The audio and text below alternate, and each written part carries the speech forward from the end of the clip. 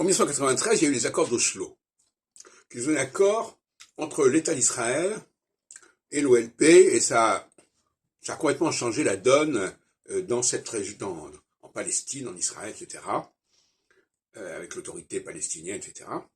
Donc ça, c'était un progrès considérable de dépassement des frontières, comme il y en a eu d'autres. Par exemple, en 1938, on est dans la même phase équinoxiale qu'en 1993.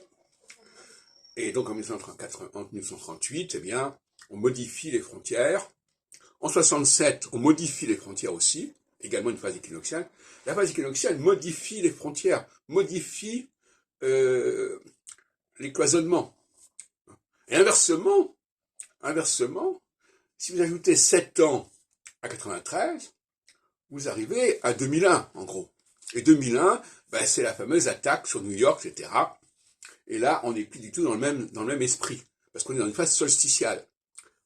Donc, de même que si vous ajoutez 38 à 45, on n'est pas du tout dans le même esprit, on est en phase solsticiale, etc. Donc, la règle du jeu, c'est, vous définissez une période, et vous ajoutez 7 ans, pour montrer qu'au bout de 7 ans, il y a un renversement, il y a une inversion. Si vous ne faites pas ce travail, c'est du n'importe quoi. Par exemple, André Barbeau, est-ce qu'il a montré que entre 1953 et est-ce qu'il a montré que le carré Saturne-Neptune qui suit la conjonction Saturne-Neptune conduisait à quelque chose d'opposé, puisque le carré c'est l'opposé de la conjonction et de l'opposition? Je ne pense pas.